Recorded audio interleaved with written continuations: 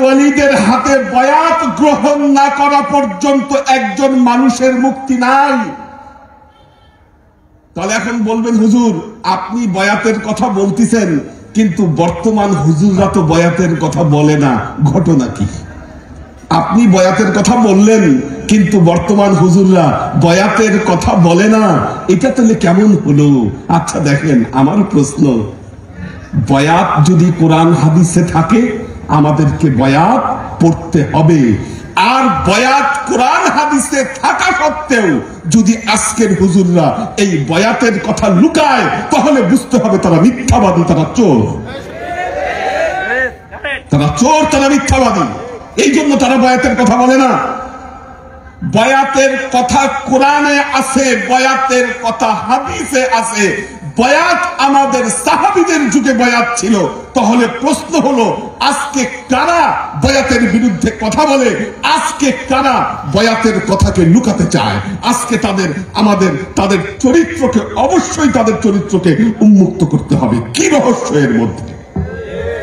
দেখেন, আমি রেফারেন্স দিচ্ছি, সহিহ বুখারী কিতাবুল ইলম পৃষ্ঠা নম্বর 8। মক্কা মদিনা থেকে একদল আল্লাহর নবীকে দেখতে আসলেন। তারা যখন শুনলেন মদিনায় আল্লাহর নবী এসেছে, তারা মক্কায় আল্লাহর নবী এসেছে, মদিনা থেকে আল্লাহর নবীকে দেখতে আসছেন। তারা আল্লাহর নবীর চেহারা দেখেই তাদের অন্তর সাক্ষ্য দিয়েছে ইনি শেষ জামানার নবী, ইনি সত্য নবী। ওনারা এসে বললেন, ইয়া রাসূলুল্লাহ, আমাদেরকে আপনি বয়াত করান, বয়াত করান। আল্লাহর নবী তাদেরকে বয়াত করালেন। কি বয়াত পড়ালেন আল্লাহর নবী তাদেরকে? এই বয়াতের নাম হলো বয়াতে আকাবা। বয়াতে আকাবা।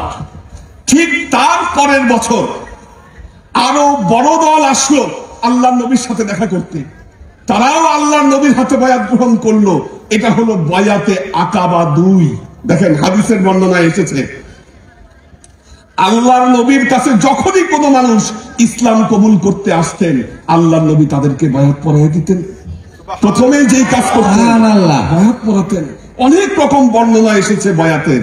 কারো হাতে হাত রেখে বয়াত পড়িয়েছেন, কাউকে মাথার পাগড়ি খুলে তার হাতে পাগড়ি দিয়ে বয়াত পড়িয়েছেন। আল্লাহর নবী কখনো দড়ি দিয়ে দিয়েছেন, যখন অনেক বড় মাহফিল ছিল সেখানে বয়াত পড়িয়েছেন। কখনো কখনো নদীর পানিতে হাত রেখেছেন, সাহাবারাও পানিতে হাত রেখেছে, বয়াত পড়েছেন। সুবহানাল্লাহ। এখন দেখেন, পবিত্র কোরআনে বয়াতের কথা কই বলা আছে? পবিত্র কোরআনে বয়াতের কথা দেখেন, 1 নম্বর হলো আল বাইআতু তাহতা শাজার। হুদায়বিয়ার সন্ধির সময়ে, হুদায়বিয়ার সন্ধির সময়ে মুসলমানেরা আল্লাহর নবীর হাতে বয়াত করেছিল। সুবহানাল্লাহ।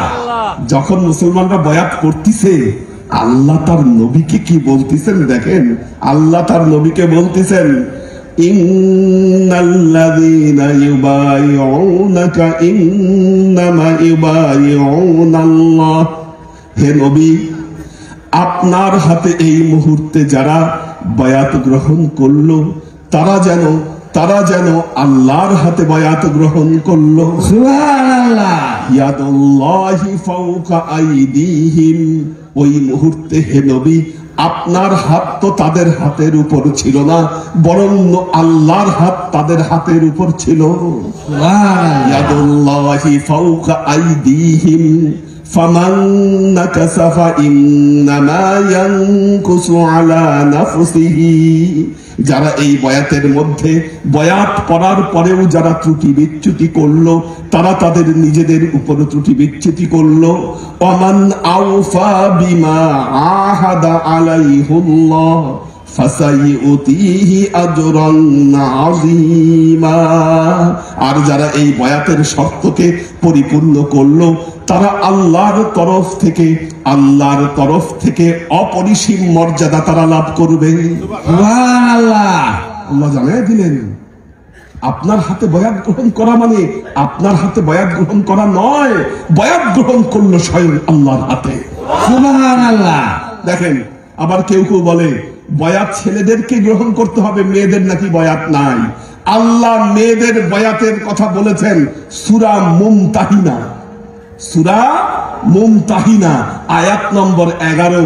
আল্লাহ সূরা মুমতাহিনায় বলেছেন যে ইয়া আইয়ুহান নবী ইযা জাআকাল মুমিনাত, হে নবী আপনার কাছে যখন মুমিন নারীরা যখন আগমন করে আপনি তাদেরকে এই এই শর্তের উপর বায়াত গ্রহণ করান। সুবহানাল্লাহ। আল্লাহ নবী বায়াত পড়াইছেন, আপনি এখন বায়াত পড়ান না কেন? কি এখন বলবেন তো নবীর যুগে বায়াত ছিল এখন নাই, আসলে কি তাই?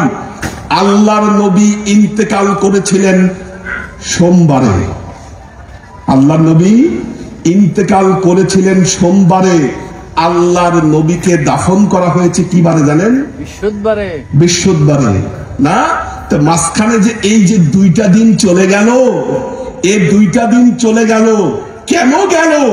কারণ যতক্ষণ পর্যন্ত আল্লাহর নবীর পরবর্তী কারো হাতে বায়াত গ্রহণ করে নাই মুসলমানেরা, ততক্ষণ পর্যন্ত আল্লাহর নবীকেও দাফন করা হয় নাই।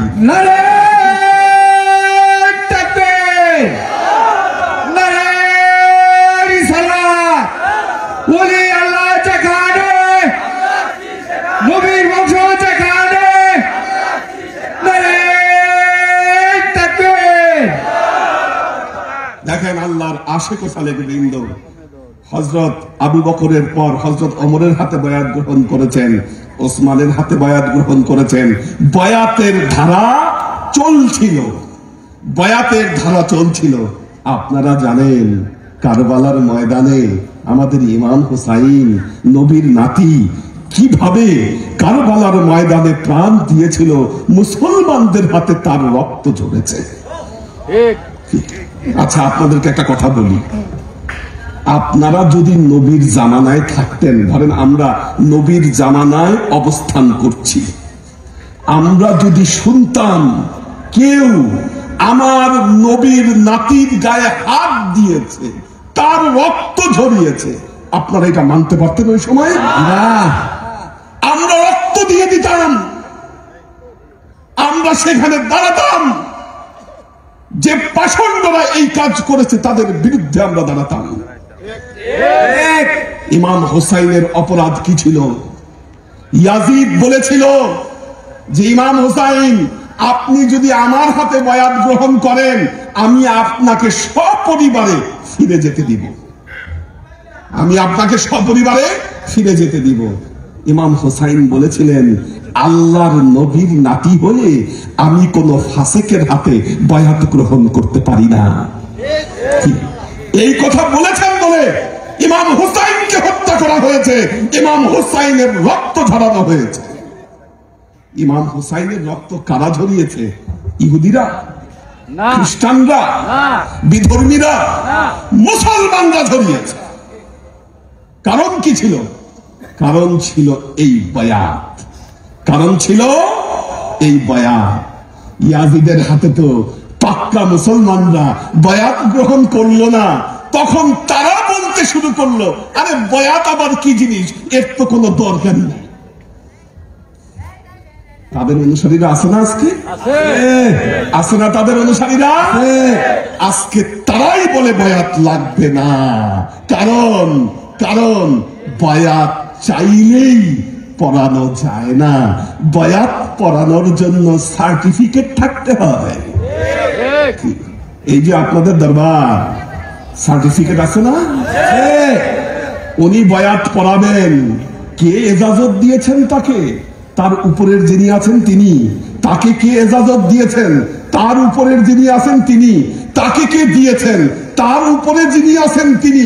এইভাবে আপনারা খুঁজলে দেখবেন মুহাম্মদ মুস্তাফা সাল্লাল্লাহু আলাইহি ওয়াসাল্লামের পর্যন্ত এই বায়াতের ধারা চলে যাবে।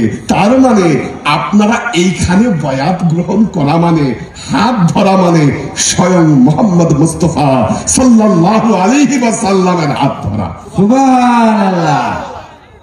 এখন আপনার গাড়ি চালানোর সার্টিফিকেট নাই, কি আপনার গাড়ি চালানোর লাইসেন্স নাই, এখন আপনি বলতেছেন লাইসেন্সের দরকারই নাই, কি আরে বাবা, বয়াত তো সবাই দিতে পারে না, বয়াত সবাই পড়াতে পারে না, আর এই না পারার কারণে আজকে বলতেছে বয়াত পড়া লাগবে না। আল্লাহর আশিক ও সালেক বৃন্দ, এদের কথা শুনে কখনো বিভ্রান্ত হবেন না। ইমানকে যদি বাঁচাতে চান, ইমানকে বাঁচাতে হলে ওলি আউলিয়ার খেদমত এবং তার সোহবতের মাধ্যমে আল্লাহর কাছে আপনাকে পৌঁছাইতে হবে।